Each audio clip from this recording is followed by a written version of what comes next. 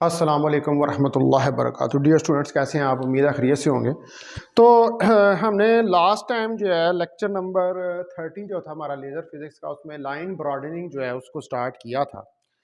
और हमने लास्ट जो जुमला लिखा था वो लिखा था कि we find that the light emitted by atom is not strictly monochromatic. और मैंने दो तस्वीरें फिगर 1A और फिगर 1B जो है वो बनाई थी। तो यहाँ पर अब ये नेसेसरी है कि हम मॉडिफाई करें अपनी विजुअलाइजेशन को ऑफ एनर्जी लेवल्स। जो एनर्जी लेवल्स की विजुअलाइजेशन है इनको, तो इसको अंडरस्टैंड करने के लिए हम ये अज्यूम करेंगे कि एनर्जी लेवल्स E1 और E2 जो है वो इतने शार्प नहीं हैं, लेकिन ये स्प्रेड कर रहे हैं over the energy ranges delta E1 और डेल्टा E2 इसके ऊपर। ठीक है, तो हम यहाँ पर अज्यूम करेंगे कि we assume that energy levels के जो एनर्जी लेवल्स हैं E2 and V1, E2 and E1 are sharp. E1 और E2 एनर्जी लेवल्स जो हैं वो शार्प हैं, सॉरी आर नॉट शार्प, वो इतने शार्प नहीं है, इनके अंदर स्प्रेड आ रहा है। क्योंकि आप वो फिगर देखें, फिगर 1A और फिगर 1B को, तो उसके अंदर इसके अंदर स्प्रेड आ रहा है, लेकिन ये स्प्रेड है over range of energy, but spread over the range of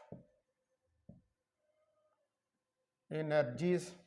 लेकिन ये स्प्रेड कर रहे हैं जो रेंज ऑफ एनर्जीज हैं delta E1 and delta E2।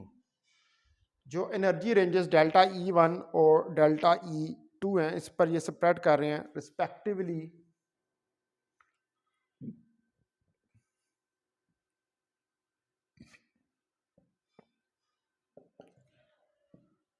as shown in figure 1A। अगर आप अपनी फिगर 1A जो है उसको रिकॉल करें, तो उसके अंदर ये शो किया गया है कि D1 और DE1 और D2E2, this is the spread of energy. ये स्प्रेड आ रहा है एनर्जी के अंदर। तो लाइट एमिटेड बाय, जो इसका मतलब है कि जो ट्रांजिशन है वो अकर करती है लेवल्स DE2 और DE1 के दरमियान। It means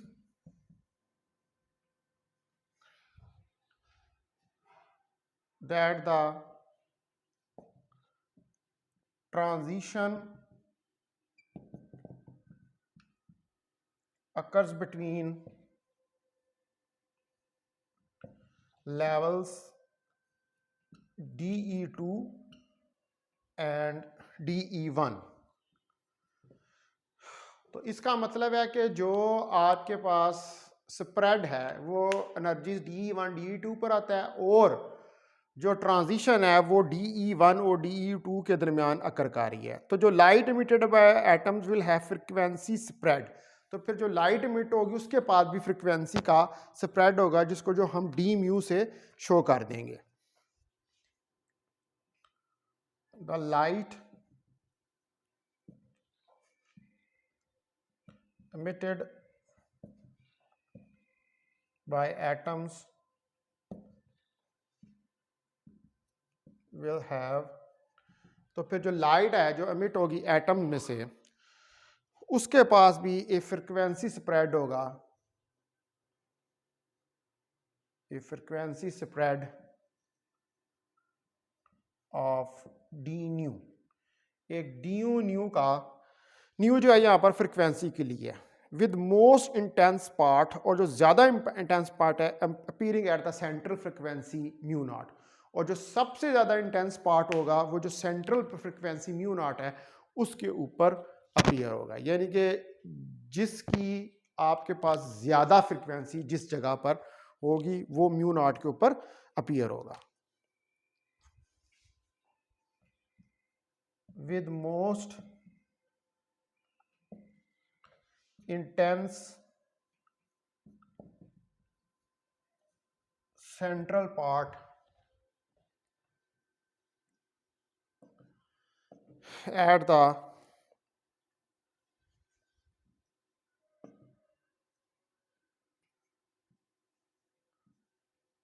central frequency mu naught, जो कि सेंट्रल फ्रिक्वेंसी म्यू नॉट पे आपको मिलेगा। अब ये जो हमारे पास एमिटेड लाइट है, ये एक फॉर्म होगी इसकी वेव ट्रेन्स की, जिसमें एक्सपोनेंशियल डैम्पिंग आएगी ऑफ देयर एम्पलीट्यूड, यानी कि इनका एम्पलीट्यूड जो है वो विद पैसेज ऑफ टाइम डैम्प होना शुरू हो जाएगा। एम्पलीट्यूड जो है वो आहिस्ता आहिस्ता कम, डैम्पिंग का यही मतलब होता है कि चीज़ का कम हो जाना, रिडक्शन आ जाना वेव के एम्पलीट्यूड में।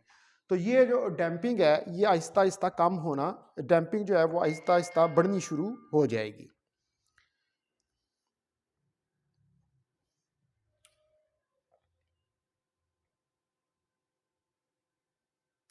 तो अब जो हमारे पास इसका मतलब है कि जो एमिटेड लाइट है, the emitted light is in the form, तो एमिटेड लाइट जो है ये हमारे पास फॉर्म में होगी of wave trains, of wave trains with exponential damping, जिसके अंदर के एक्सपोनेंशियल डैम्पिंग यानी कि एक सडन डैम्पिंग जो है वो आएगी ऑफ देयर एम्पलीट्यूड्स, उनके एम्पलीट्यूड्स की।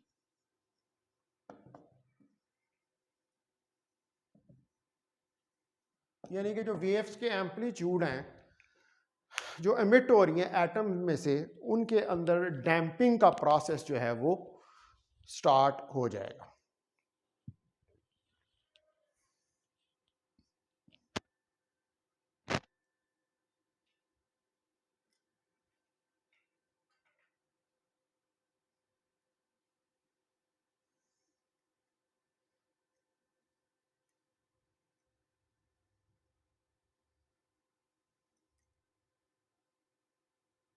ठीक है डियर स्टूडेंट्स,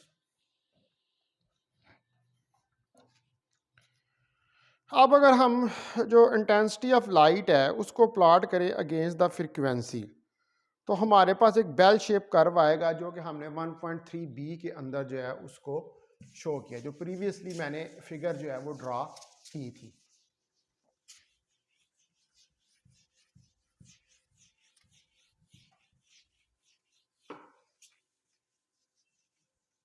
अगर आप प्रीवियस लेक्चर देखें तो उसके अंदर मैंने वो बेल शेप वाली फिगर जो है वो ड्रॉ की थी। तो if the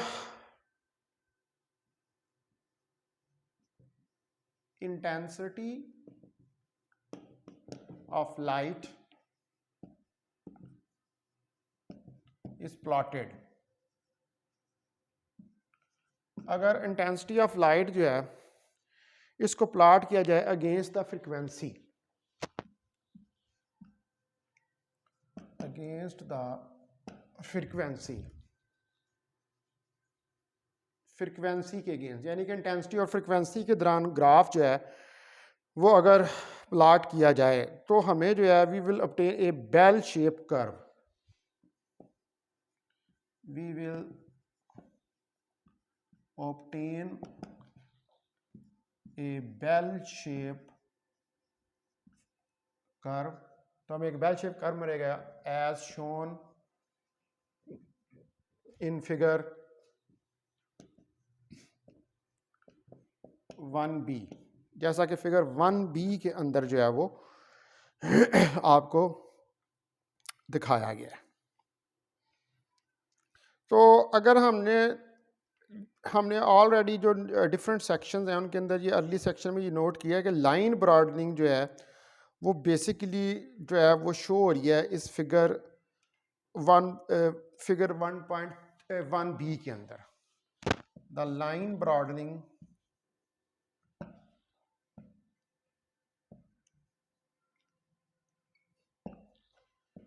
is shown in figure 1b। Figure 1b के अंदर लाइन ब्रॉडनिंग को शो किया गया और इसको हम डिस्क्राइब कर सकते हैं by line shape function can be described bye a line shape function और इसको हम डिस्क्राइब कर सकते हैं line shape function g of new की मदद से। तो अब यहाँ पर जो नंबर ऑफ मैकेनिज्म्स हैं जिसकी वजह से लाइन ब्रॉडनिंग होती है, तो ये जो है इनको ब्रॉडली हम क्लासिफाइड करते हैं इन दो कैटेगरीज के अंदर। एक को हम कहते हैं होमोजीनियस ब्रॉडनिंग और एक को कहते हैं हम इनहोमोजीनियस ब्रॉडनिंग। तो इसका मतलब है कि हमारे पास लाइन ब्रॉडनिंग इसकी दो टाइप्स होती हैं। There are two types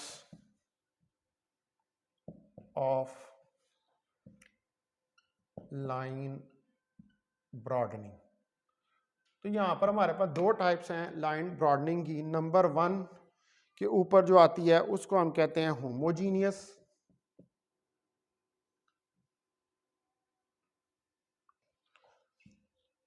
line broadening और दूसरी को हम कहते हैं इन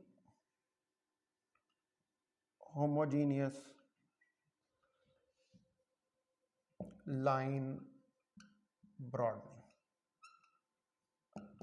तो ये दो किस्म की हमारे पास कैटेगरीज हैं लाइन ब्रॉडनिंग की। एक को हम होमोजीनियस लाइन ब्रॉडनिंग का नाम देते हैं और दूसरी को हम इनहोमोजीनियस या नॉन होमोजीनियस लाइन ब्रॉडनिंग का नाम देते हैं। तो अगर ब्रॉडनिंग मैकेनिज्म जो है वो अफेक्ट करे हर इंडिविजुअल एटम को जो कि किसी सैंपल में अंदर मौजूद हो सेम एक्सटेंट तक, तो फिर ब्रॉडनिंग जो होती है इसको हम कहते हैं होमोजीनियस, यानी कि एक ही जैसा इफेक्ट हो हर एटम के ऊपर, तो फिर जो ब्रॉडनिंग होती है वो होमोजीनियस कहलाती है।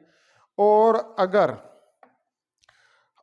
सारे जो केसेस हैं in such all cases of atom in sample will have same central frequency v naught and same line shape, ठीक है, इसको हम होमोजीनियस कहते हैं। तो natural broadening and inclusion broadening belong to this category. तो नेचुरल ब्रॉडनिंग इंक्लूजन ब्रॉडनिंग जो है इस कैटेगरी से बिलोंग करते हैं जो होमोजीनियस है। ऑन द अदर हैंड अगर हमारे पास जो एटम्स हैं सैंपल के अंदर वो साइटली डिफरेंट फ्रिक्वेंसीज हों उनकी सेम ट्रांजिशंस के लिए, तो जो ओवरऑल रिस्पांस होता है आपके पास सैंपल का वो ब्रॉडन्स आउट हो जाता है और ब्रॉडनिंग जो होती है उसको हम इनहोमोजीनियस कहते हैं। जैसे Doppler broadening and broadening due to crystal defects belong to this category. तो जो डॉपलर ब्रॉडनिंग है और जो ब्रॉडनिंग क्रिस्टल्स की वजह से आती है उसको हम इनहोमोजीनियस का नाम जो है वो देते हैं, ठीक है। तो अब हमें यहाँ पे पता चल गया कि हमारे पास ये दो किस्म की ब्रॉडनिंग जो है वो है, ठीक है, इनहोमोजीनियस और होमोजीनियस ब्रॉडनिंग, ये दो हमारे। और जो इसको है जी न्यू से इसके फंक्शन को हम जाहिर करते हैं। तो अब आप देखें कि अगर इफ द ब्रॉडनिंग मैकेनिज्म, अगर जो आपका ब्रॉडनिंग का मैकेनिज्म है affects each individual atom, affects each individual atom, क्योंकि हर इंडिविजुअल एटम को अफेक्ट करे इन द सैंपल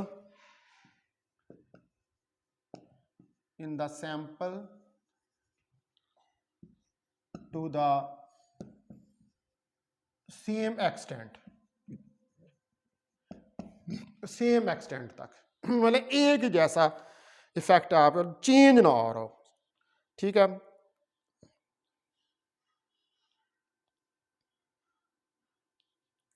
तो देन जो फिर हमारे पास ब्रॉडनिंग है is said to be homogeneous, then the broadening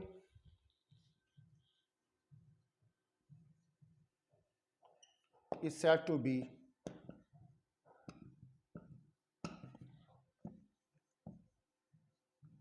homogeneous. तो फिर हम इस ब्रॉडनिंग को होमोजीनियस कहेंगे अगर सेम इफेक्ट जो है सेम एक्सटेंट तक एटम्स के ऊपर आ रहा हो। तो in such case all of atoms, in such case all of atoms in the sample, तो इसके अंदर जितने एटम्स हैं सैंपल के अंदर, मतलब जो आपका सैंपल जो भी है उसके अंदर जितने एटम्स हैं, will have the same central frequency mu naught, will have same central frequency mu naught and line shape. तो सब की एक ही फ्रीक्वेंसी होगी और एक ही इनकी लाइन की जो है वो शेप होगी। इसका मतलब है कि नेचुरल ब्रॉडनिंग और collision broadening, natural broadening and collision broadening,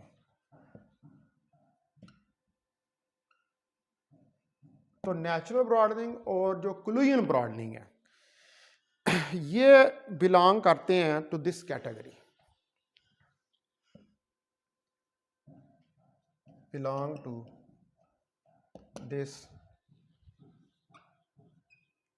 category, यानी कि होमोजीनियस ब्रॉडनिंग की कैटेगरी को बिलोंग करते हैं। लेकिन ऑन द अदर हैंड अगर एटम जो है सैंपल के अंदर इनकी स्लाइटली डिफरेंट फ्रीक्वेंसी हो, on the other hand, if the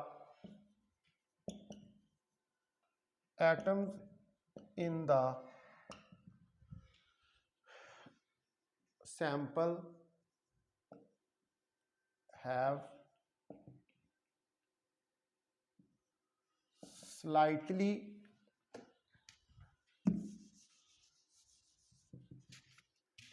different frequencies, अगर इनकी स्लाइटली डिफरेंट फ्रिक्वेंसीज यानी कि सेम फ्रिक्वेंसीज ना हो, थोड़ी सी मुख्तलिफ हो, फॉर द सेम ट्रांजिशन, एक ही ट्रांजिशन के लिए,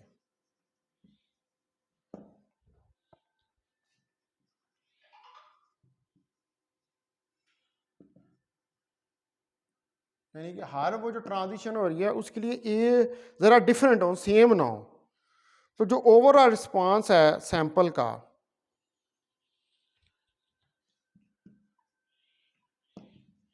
the overall response of sample broadens, तो ओवरऑल जो है इसका सैंपल का जो है वो ब्रॉडेंड हो जाएगा,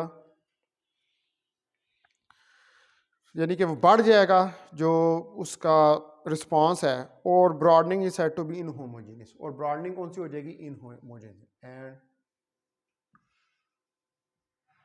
ब्रॉडनिंग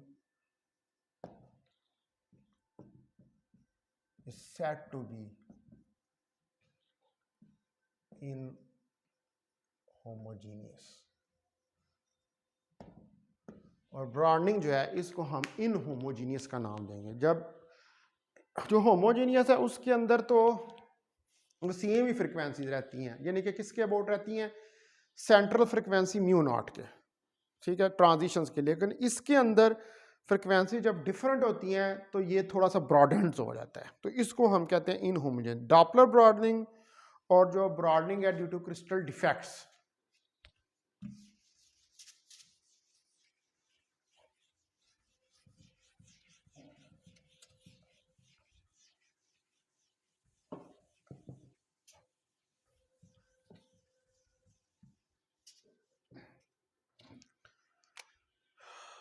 तो Doppler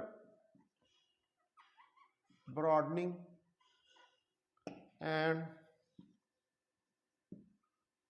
the broadening due to crystal defects, और जो ब्रॉडनिंग क्रिस्टल डिफेक्ट्स की वजह से होती है belong to this category.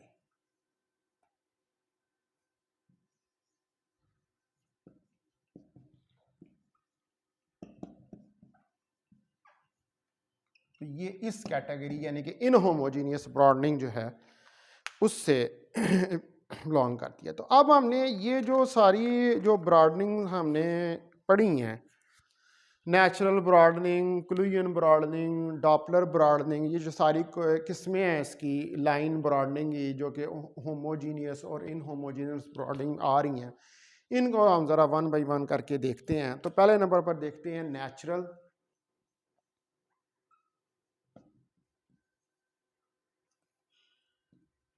Broadening. तो अगर एनर्जी लेवल जो है एटम के अंदर वो रियलिटी में शार्प ना हो और एनर्जी लेवल्स जो हैं वो शार्प हो, यानी कि डी ई ज़ीरो के बराबर हो, तो हमारे पास हाइजेनबर्ग अनसर्टेनिटी प्रिंसिपल आ जाएगा जो कि लीड करेगा इस इम्पॉसिबल कंक्लूजन को कि एटम जो है can stay in the excited state for infinite length of time. एक लॉन्ग टाइम तक एटम जो है वो स्टे कर सकता है अपनी एक्साइटेड स्टेट के अंदर।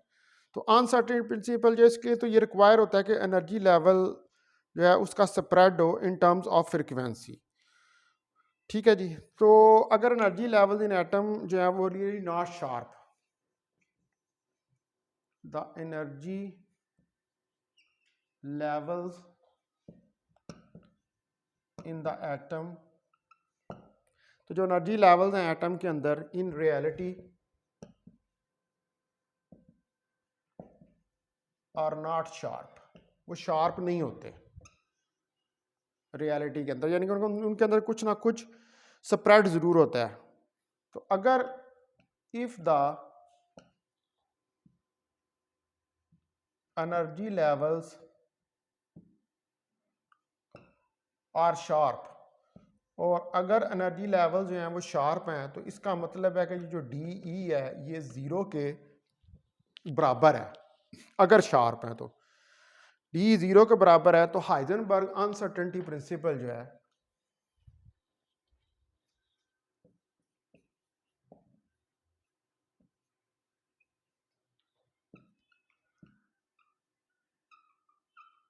तो हाइजेनबर्ग अनसर्टेनिटी प्रिंसिपल जो है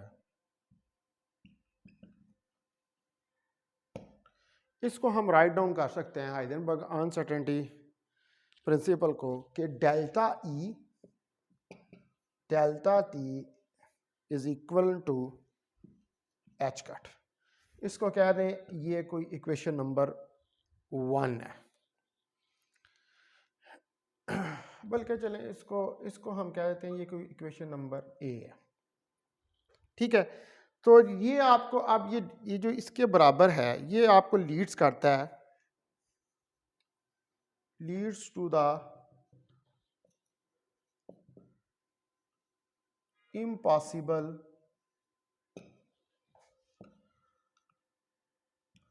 कंक्लूजन। तो आपको ये इस इम्पॉसिबल कंक्लूजन तक जो है वो लेके जाता है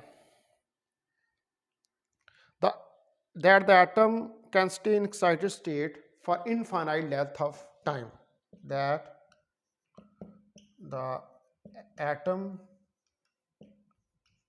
can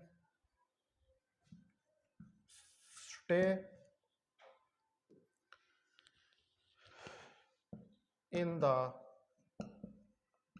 excited state for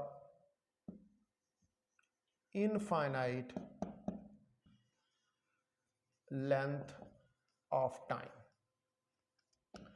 atom जो है वो स्टे कर सकता है एक्साइटेड स्टेट में इनफाइनाइट लेंथ ऑफ टाइम के लिए। तो इनफाइनाइट लेंथ ऑफ टाइम का मतलब तो ये हुआ कि फिर डेल्टा ई और डेल्टा टी जो है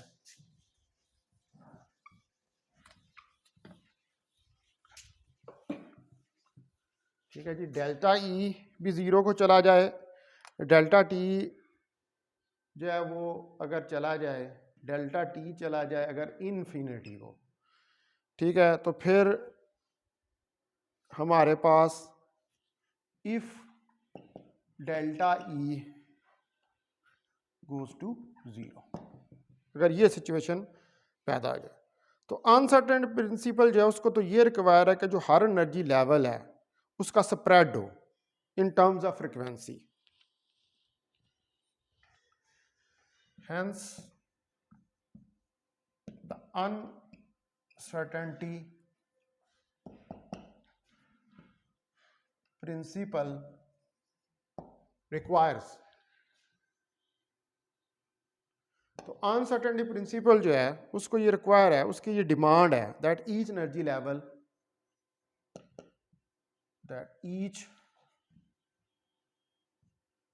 लेवल है स्प्रेड, हर एनर्जी लेवल जो है उसके अंदर स्प्रेड हो, ठीक है, और वो स्प्रेड किस में हो, in terms of frequency, in terms of frequency. तो चूंकि रियलिटी के अंदर एनर्जी लेवल जो होते हैं वो शार्प नहीं होते, तो उनके अंदर हाइजेनबर्ग अनसर्टेनिटी प्रिंसिपल के मुताबिक इन टर्म्स ऑफ फ्रीक्वेंसी जो है वो स्प्रेड होना चाहिए। यानी कि हमारे पास यहाँ पर आ जाएगा कि डेल्टा न्यू जो है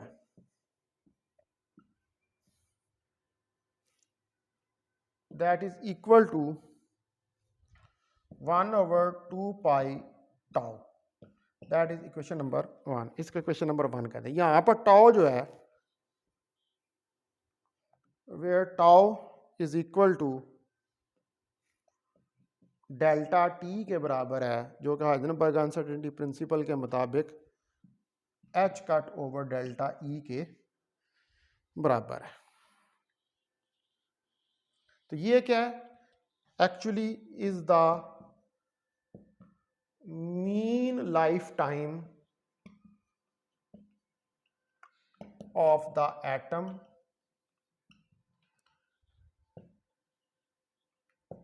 in the excited state.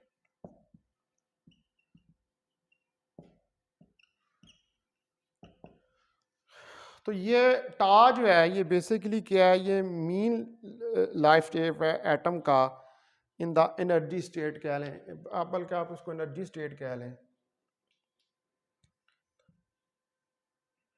In the energy state ई, किसी एनर्जी स्टेट ई के अंदर ये टा जो है ये मीन लाइफ टाइम है। 2 पाई तो आपको पता है कि ये कांस्टेंट है। तो अब जो अपर स्टेट होती है उसका जो मीन लाइफ टाइम होता है वो 10⁻⁸ सेकंड का होता है। ये आपको पता है कि जहाँ से एटम जो है वो स्पॉन्टेनियसली डिके करता है।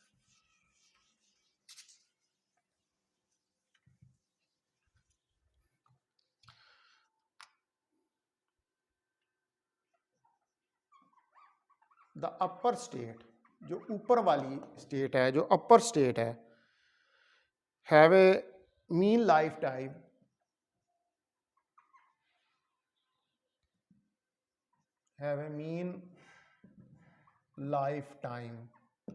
Of 10⁻⁸ second.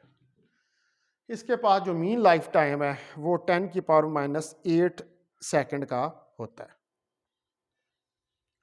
अब एक स्पेक्ट्रल लाइन जो है वो अराइज करती है from a transition from an excited state to the ground state. यानी कि जब एटम जो है वो एक्साइटेड से ग्राउंड स्टेट में जाता है तो एक स्पेक्ट्रल लाइन जो है वो प्रोड्यूस होती है। A spectral line is produced when the atom, जब आपका एटम जो है वो ट्रांजिशन करता है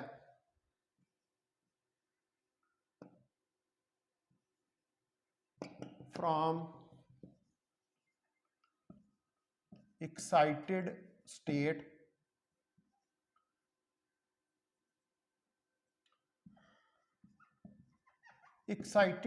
से, जब वो ट्रांजिशन करता है किससे, from excited state to the ground state,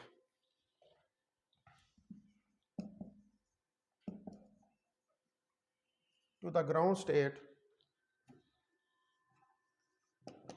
will have,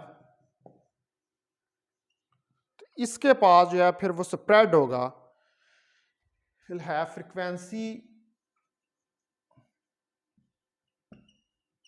spread of order, और ये जो फ्रीक्वेंसी स्प्रेड होगा इसका ऑर्डर होगा ऑफ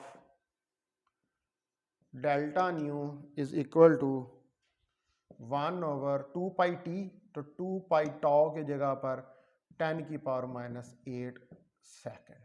यहाँ पर टाउ जो है उसकी वैल्यू, ये जो टाउ है इस इक्वेशन 1 में पुट किया है, इसकी वैल्यू 10⁻⁸ सेकेंड है। तो ये आ जाएगा आपके पास 16 मेगा हर्ट्ज, 16 मेगा हर्ट्ज।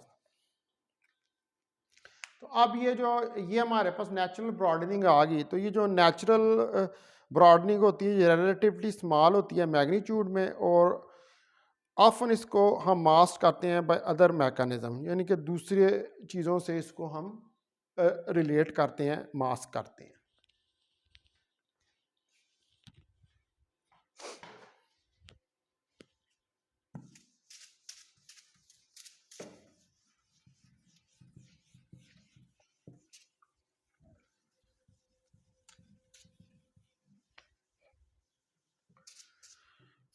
तो natural broadening, the natural broadening is relatively small, ये कम होती है इन मैग्नीट्यूड,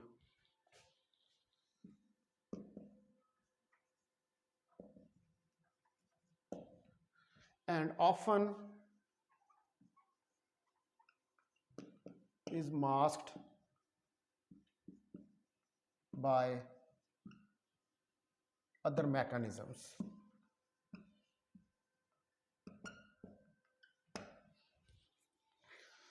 और इसको दूसरे मैकेनिज्म्स जो हैं उनसे रिलेट किया जाता है।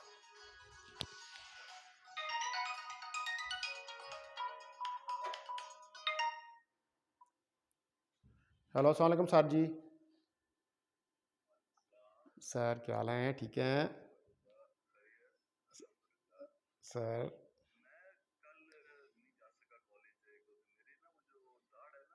जी जी जी जी।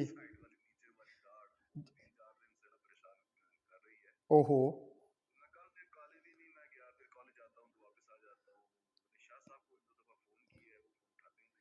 सर वो ना, हाँ हाँ जी सर, वो ना सर सो रहे हैं इस वक्त।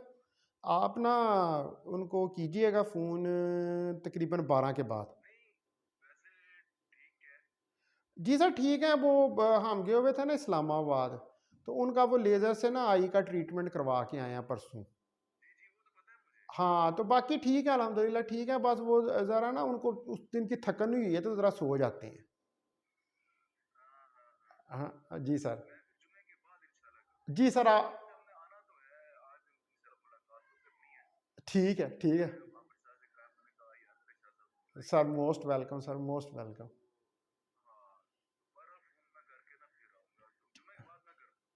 जी जी सर, ज़रूर ज़रूर ज़रूर। जी सर, जी आमीन सर, ज़रा आमीन।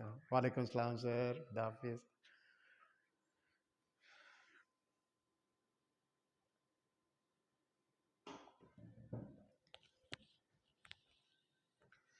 अच्छा जी, अब इसके बाद ये तो होगी नेचुरल ब्रॉडनिंग, इसके बाद आती है क्लूजन ब्रॉडनिंग।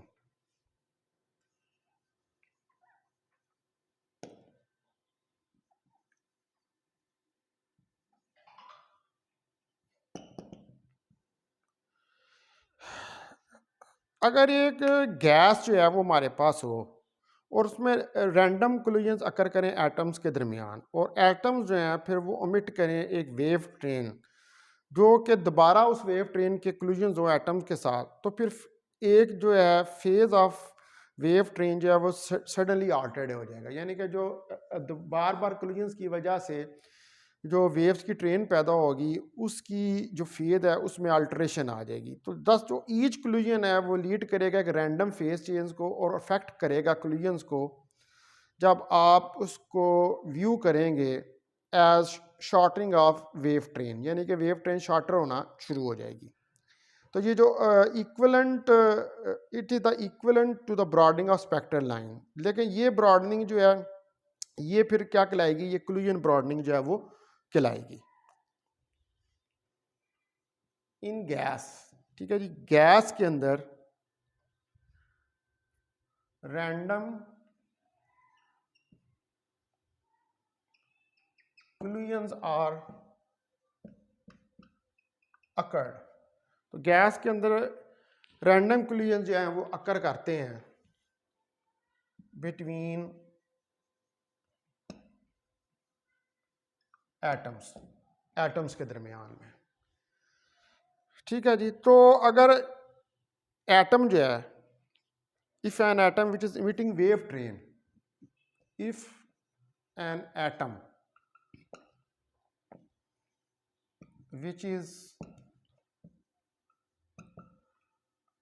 emitting wave train, तो एक एटम जो कि एमिट कर रहा है एक वेव ट्रेन को, यानी कि पूरी ट्रेन वेव्स की निकल रही है, अंडर गोज ए कोलिजन, और कोलिजन्स होते हैं अंडर गोज ए कोलिजन, और यहाँ पर ये कोलिजन्स होते हैं। तो फिर जो फेज है वेव ट्रेन का, देन द फेज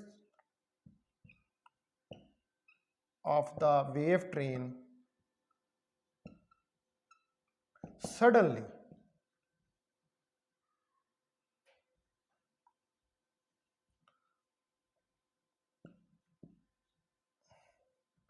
तो जो वेव ट्रेन का होगा वो सडनली ऑल्टर्ड हो जाएगा, उसके अंदर फेज के अंदर चेंज जो है वो आ जाएगी।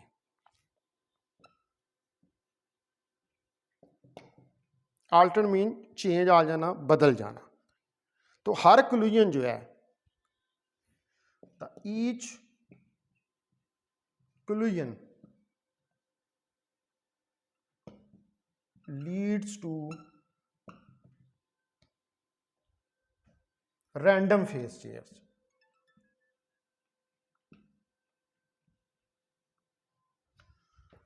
तो हर कोलिजन की वजह से एक रैंडम फेज चेंज आएगा। अब जाहिर बात है उसके अंदर एटम्स हैं, वेव ट्रेन निकल रही हैं, वो जो वेव्स हैं यानी कि इलेक्ट्रोमैग्नेटिक वेव्स हैं वो एटम्स के साथ टकरा रही हैं, और जब वो एटम्स के साथ टकरा रही हैं तो एटम्स के साथ टकराते हुए उनका फेज जो है वो चेंज होगा। ये रैंडमली उसके अंदर चेंजेस जो हैं वो आएंगी फेज के अंदर। और जो इफेक्ट है कोलिजन का and the effect of collision, और जो इफेक्ट है कोलिजन का may be viewed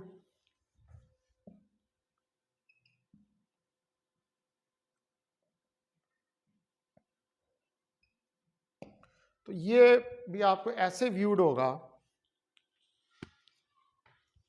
as shortening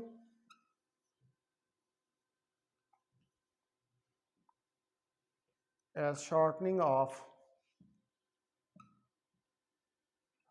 wave train, कि जो वेव्स की ट्रेन है वो शॉर्टन हो रही है एज शोन इन फिगर 1, जैसा कि फिगर 1 में शो किया गया है।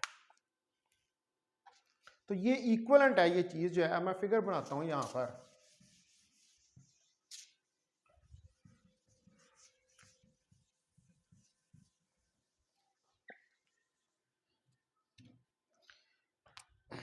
ये देखिए, ये हमारे पास फिगर आ रही है, ये ट्रेन ऑफ वेव्स जो है ये जा रही है। तो ये इधर से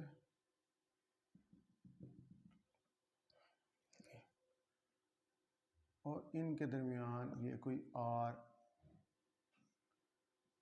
डिस्टेंस है,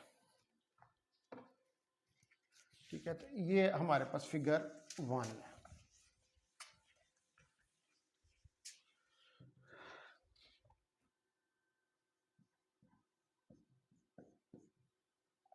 फिगर 1, तो random collision with each atom cause abrupt changes in face, ठीक है। तो इसकी वजह से अरप्ट चेंजेस आएंगे। रैंडम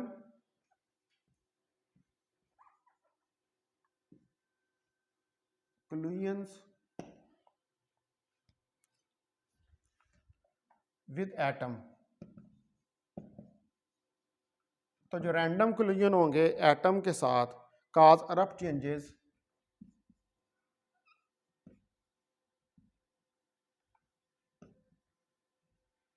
उसके अंदर एब्रप्ट चेंजेस जो हैं वो आएंगी in phase of atom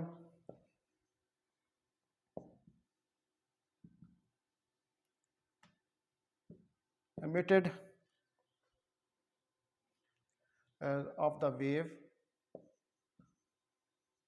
emitted by an atom, जो कि एक एटम में से अमिट हो रही होगी। तो इसका मतलब है कि ये इक्वलेंट है broadening of the spectral line के।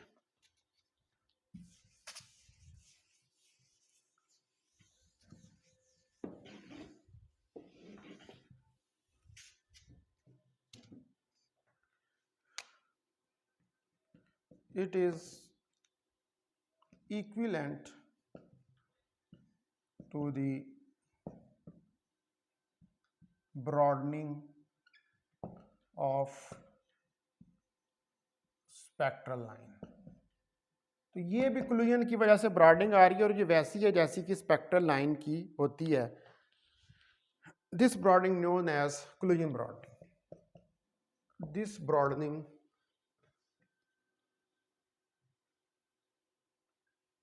is known as collision broadening। तो ये ब्रॉडनिंग जो है इसको हम collision ब्रॉडनिंग का नाम देते हैं, ठीक है जी। तो अब दो ब्रॉडनिंगें जो हैं हमने देख ली, नेचुरल और collision ब्रॉडनिंग। नेचुरल ब्रॉडनिंग जो है और collision ब्रॉडनिंग जो है ये दोनों बिलोंग करती हैं होमोजीनियस ब्रॉडनिंग को। और अब आगे हम एक देखेंगे जिसको हम कहेंगे डॉपलर ब्रॉडनिंग, कि डॉपलर ब्रॉडनिंग जो है वो क्या होती है। तो हमारा नेक्स्ट टॉपिक जो है वो डॉपलर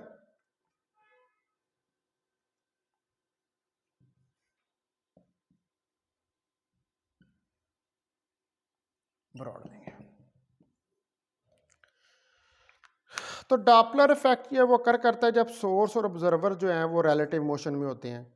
तो जो फ्रिक्वेंसी है जो मेजर होती है ऑब्जर्वर से वो इंक्रीज होती है अगर सोर्स जो है वो ऑब्जर्वर को अप्रोच कर रही हो, और डिक्रीज होती है अगर वो उससे रिसीड कर रहा हो। तो अगर हमारे पास गैस के एटम्स हों जो कि रैंडमली मूव कर रहे हैं, तो यहाँ पर एक ऑब्जर्वर जो है वो मेजर करता है ए रेंज ऑफ फ्रिक्वेंसीज, यानी कि इस सिचुएशन में इट मीन्स के स्पेक्ट्रल लाइन इज ब्रॉडन। जब वो रेंज ऑफ फ्रिक्वेंसीज को मेजर कर रहा है तो स्पेक्ट्रल लाइन ब्रॉडन हो गई है, और जो ब्रॉडनिंग है लाइन शेप की वो काज्ड हो रही है किसकी वजह से, डॉपलर इफेक्ट की वजह से, और इसको हम कहते हैं डॉपलर ब्रॉडनिंग, ठीक है जी। तो यानी कि इसके अंदर डॉपलर इफेक्ट यानी कि जो सोर्स और ऑब्जर्वर है उसकी मूवमेंट की वजह से जो ब्रॉडनिंग पैदा हो रही है उसको हम डॉपलर ब्रॉडनिंग का नाम देते हैं। तो हमें पता है कि डॉपलर इफेक्ट जो है वो कब अकर करता है। डॉपलर इफेक्ट उस वक्त अकर करता है जब यहाँ पर रिलेटिव मोशन होती है सोर्स और साउंड के, सोर्स और ऑब्जर्वर के दरमियान। तो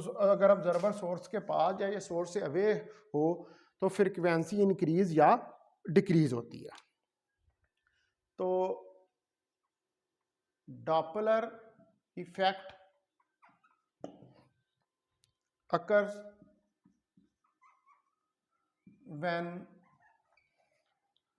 source and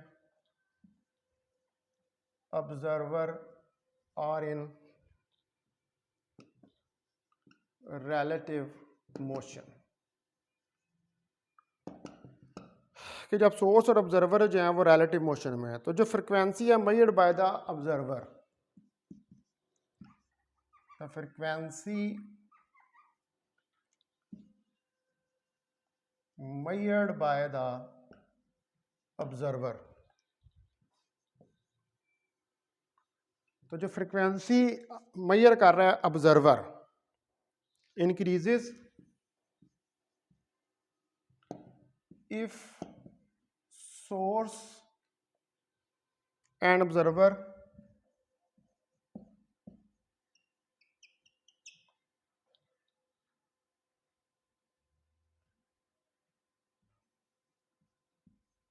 approach each other, अगर एक दूसरे को अप्रोच करें तो इंक्रीज करेगी और decreases when they recede and decreases when they recede, और डिक्रीज करेगी जब वो रिसीड करेंगे, यानी कि एक दूसरे से अवे जाएंगे। तो ये आपको पता है कि what is this, this is the Doppler effect. तो इन गैस के अंदर जो एटम्स हैं वो मूव करते हैं रैंडमली। इन gas atoms move randomly. Gas के अंदर हमें पता है कि एटम्स जो हैं वो रैंडमली मूव करते हैं, and therefore observer would measure, and therefore observer would measure range of frequencies। तो फिर वो एक फ्रीक्वेंसी जो है वो मेजर नहीं करेगा, क्योंकि बहुत सारे एटम्स हैं और उन सारे एटम्स के दरमियान में कोलिजन्स हो रहे हैं और उसकी वजह से डॉपलर इफेक्ट अकर कर रहा है। तो वो रेंज ऑफ फ्रीक्वेंसी जो है उसको मेजरेगा। It mean that the spectral line is broadened. तो फिर इसका मतलब है कि अब रेंज ऑफ फ्रीक्वेंसी है तो स्पेक्ट्रल लाइन ब्रॉडेंड हो गई है। It means that the spectral line is broadened, कि स्पेक्ट्रल लाइन जो है वो ब्रॉडेंड हो गई है, क्योंकि उसमें बहुत सारी फ्रीक्वेंसी, जब फ्रीक्वेंसी ज़्यादा होंगी, सेम नहीं होंगी, डिफरेंट होंगी, तो ब्रॉडेंड हो जाएगी लाइन जो है आपकी स्पेक्ट्रल लाइन जो है। तो ये this broadening of line shape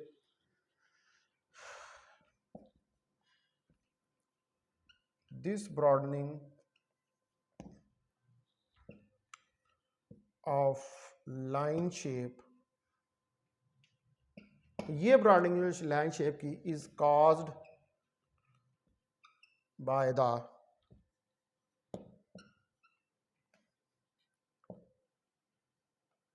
Doppler's effect। तो ये आप किसकी वजह से आया है? ये डॉपलर इफेक्ट की वजह से है। इज कॉल्ड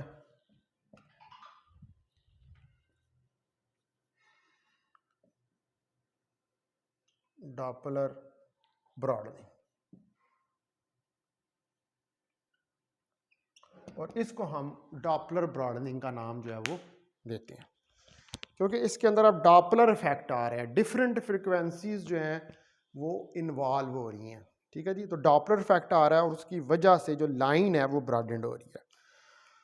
तो इन एक्चुअल प्रेजेंट जो ब्रॉडेनिंग मैकेनिज्म है will be present simultaneously and are to be taken into consideration, और इसको हमें कंसिडर करना पड़ता है। ये ब्रॉडेनिंग मैकेनिज्म जो साइमल्टेनियसली होता है। होमोजेनियस ब्रॉडेनिंग मैकेनिज्म जो है वो रिजल्ट करता है इन लॉरेजियन लाइन शेप, और इसमें लाइन शेप जो ये लॉरेजियन लाइन शेप फंक्शन होता है, इसमें लाइन शेप फंक्शन जो है उसका एक्सप्रेशन मैं भी नीचे लिखता हूँ, ये दिया हुआ है। और इन होमोजेनियस ब्रॉडेनिंग में एक गाजियन लाइन शेप फंक्शन जो है वो काज होता है। तो इस लाइन शेप फंक्शन का भी मैं लिखता हूँ, इनके डायरेक्ट एक्सप्रेशन जो हैं वो मैं लिख दूंगा। यहाँ पर हम इनको कैलकुलेट नहीं कर रहे, डायरेक्टली जो है वो राइट डाउन कर रहे हैं। तो लॉरेंजियन लॉरेंस से है और गाजियन गाज से है। तो होमोजेनियस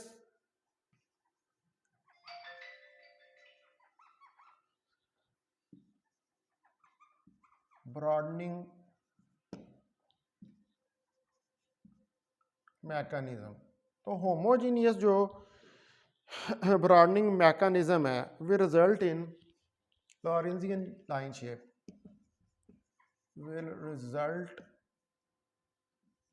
in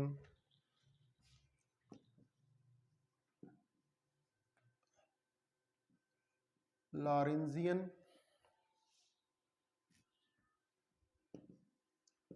लाइन शेप। इसकी लॉरेंजियन लाइन शेप होती है और इस केस के अंदर लाइन शेप फंक्शन जो है, in this case line shape function is given by, इस केस में लाइन शेप फंक्शन जो है ये होता है G L of nu is equal to delta nu divided by 2 pi bracket start mu minus mu naught का square plus delta nu over 2 का स्क्वायर और ब्रैकेट क्लोज। इसको आप कह लें ये कोई इक्वेशन नंबर 1 है। ये हमारे पास जो है आपके पास लाइन शेप फंक्शन आ जाएगा इस केस में। यहाँ पर जो है delta nu is line width, ये लाइन विड्थ को डिस्क्राइब कर रही है। लाइन विड्थ जो है इसको हम मेजर करते हैं as the separation between 2 points, 2 points के दरमियान on the frequency curve, frequency curve के ऊपर। लाइन विड्थ यानी कि जो लाइन विड्थ है हमारे पास delta nu basically is measured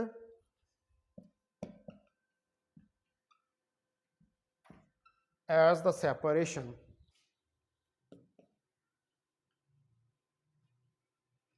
ये एक सेपरेशन के तौर पर इसको मेजर किया जाता है between the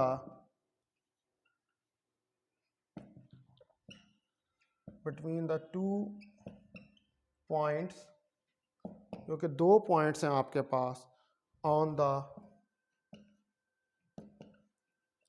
frequency curve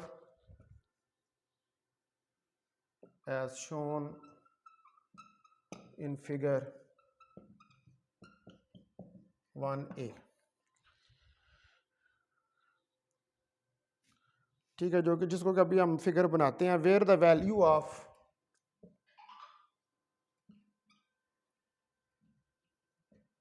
ji of nu, जहाँ पे जो वैल्यू है जी ऑफ न्यू की, ये आप देखें ना यहाँ पर इसके अंदर हाफ वैल्यू भी आ रही है।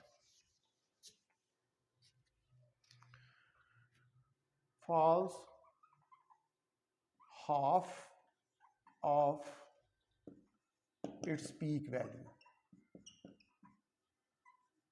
जो कि हाफ हो जाती है इसकी पीक वैल्यू की। तो अब मैं ये फिगर यहाँ पर बनाता हूँ इसकी। ये देखें, ये हमारे पास फिगर है। इधर आप देखें कि इस साइड के ऊपर यहाँ पर न्यू है और इधर ये इंटेंसिटी है। ठीक है, और ये इंटेंसिटी जो है ये यहाँ पर आई न्यू है और इधर से ये ग्राफ जो है ये कुछ इस तरह का ग्राफ आता है।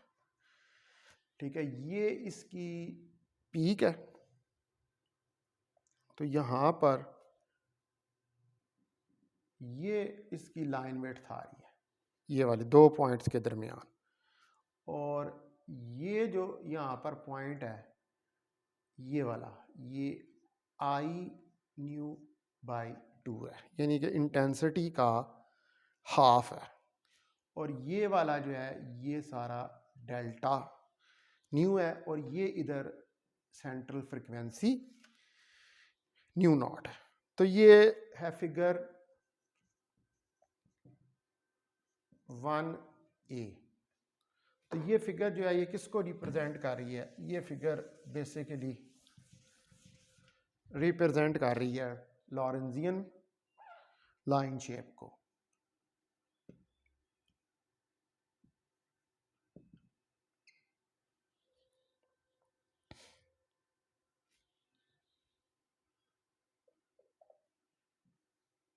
लॉरेंजियन लाइन शेप, तो ये इसको लॉरेंजियन लाइन शेप को कार्य। अब जो इनहोमोजेनियस ब्रॉडनिंग मैकेनिज्म है, इसके अंदर गाजियन लाइन शेप हमारे पास आता है।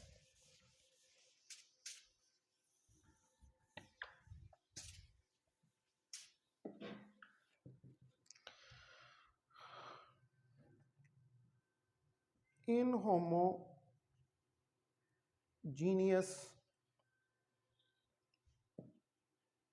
Broadening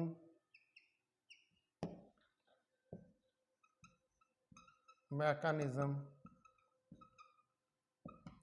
will result in a Gaussian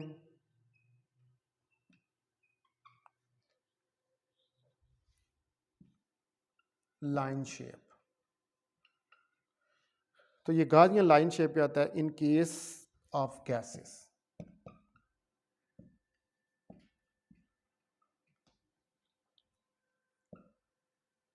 gases के केस के अंदर। तो यहाँ पर जो लाइन शेप फंक्शन है is given by the line shape function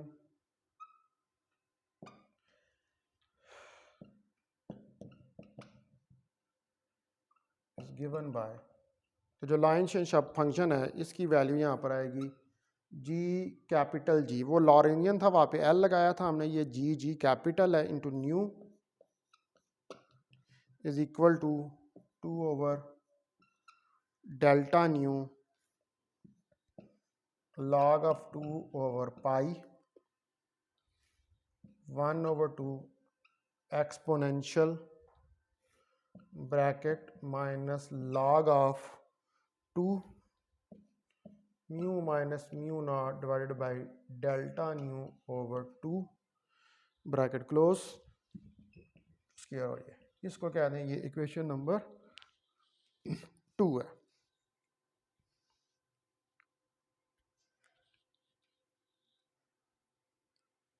ठीक है, और इसकी अगर मैं शेप बनाऊं इसका ग्राफ, तो ये आपके पास आएगा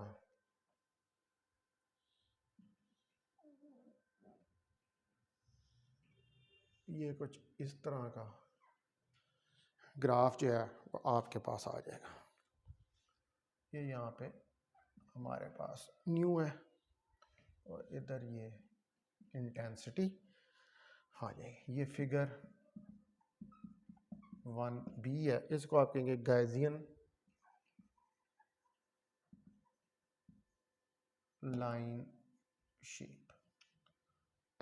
तो ये गाजियन लाइन शेप जो है उसको, यानी गाजियन डिस्ट्रीब्यूशन जो है उसको रिप्रेजेंट करेगा। अब जो हमारे पास इक्वेशन 1 थी, अगर उसके अंदर जो है वो हम पुट कर दें म्यू को म्यू नॉट के बराबर, ठीक है जी, वो मैं इक्वेशन दोबारा GL वाली जो है वो राइट डाउन करता हूँ।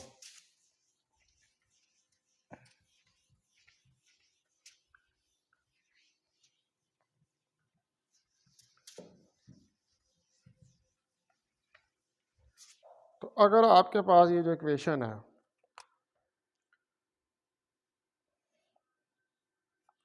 Put mu naught in equation 1, इसके अंदर 1 के अंदर म्यू को म्यू नॉट के बराबर उल्ट करें, तो GL ऑफ म्यू नॉट। अब इक्वेशन 1 को कॉल करें तो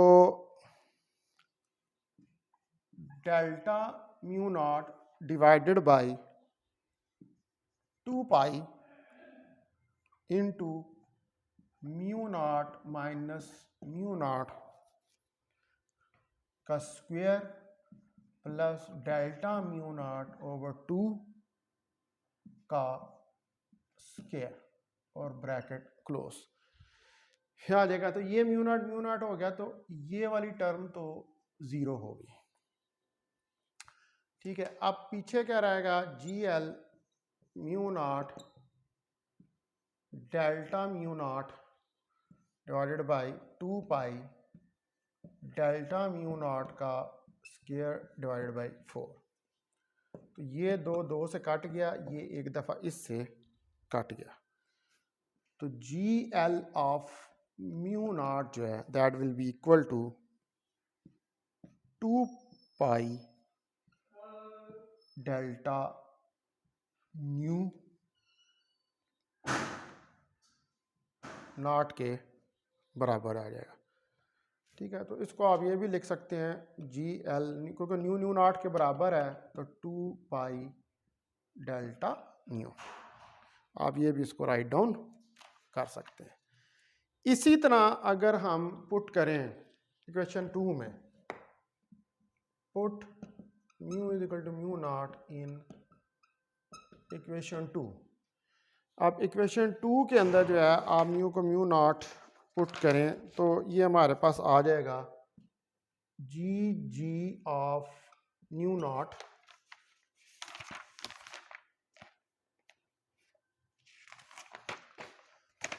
तो जी ऑफ न्यू नॉट जो है ये बराबर आ जाएगा 2 over delta nu not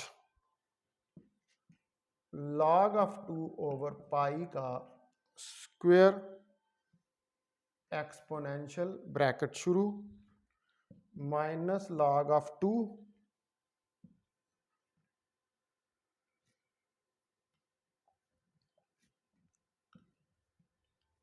mu naught minus mu not delta mu naught over 2 का स्क्वायर।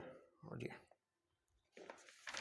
अब म्यू नॉट से तो कैंसिल हो जाएगा, तो ये तो सारी टर्म ही ज़ीरो हो जाएगी। तो इसका मतलब है कि जी ऑफ न्यू नॉट जो है that is equal to 2 delta nu log of 2 over pi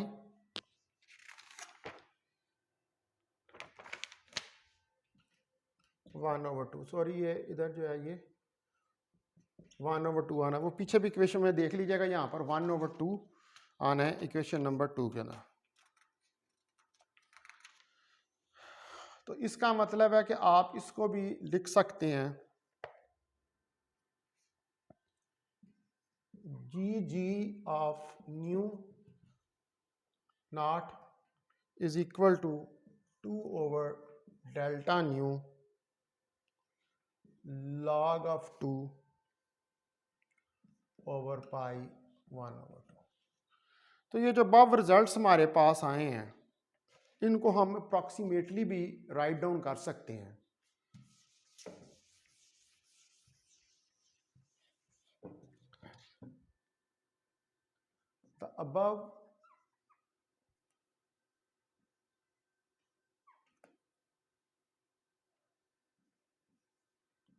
The above results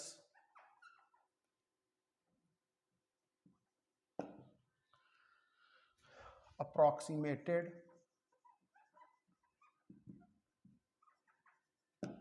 to general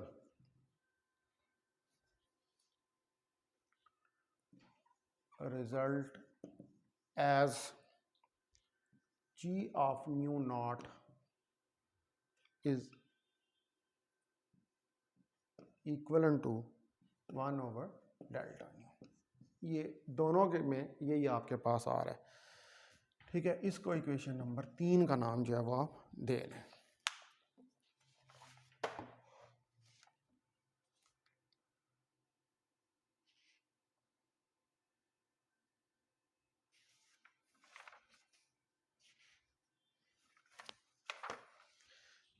ठीक है जी। तो ये हमारे पास जो है वो लाइन शेप जो थी वो आज हमने सारी जो है उसको डिस्कस कर ली है।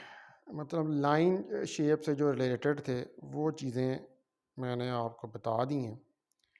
तो नेक्स्ट जो है वो अब हम देखेंगे कि हमने क्या पढ़ना है। अब लाइन शेप के अंदर हमने ये लाइन शेप फंक्शन जो है इसमें लाइन ब्रॉडनिंग मैकेनिज़्म जो है इसको हमने पढ़ लिया है। ठीक है, इस लाइन ब्रॉडनिंग मैकेनिज़्म के अंदर हमने जो है वो Doppler broadening, collision broadening, natural broadening, ये सारी चीज़ें जो हैं वो पढ़ ली हैं। अब हमने अगला जो है हमारा लेक्चर वो लॉन्गिट्यूडनल और ट्रांसफ़र मोड्स के ऊपर होगा कैविटी के अंदर। ठीक है, लॉन्गिट्यूडनल ट्रांसफ़र मोड्स को कैविटी में हम डिस्कस करेंगे। अभी मैं यहाँ पर इसको करता हूँ और कल इंशाअल्लाह ताला मैं कंप्यूटेशनल फ़िज़िक्स का एक इसी तरह लेक्चर जो है वो रिकॉर्ड कर दूँगा। बहुत शुक्रिया।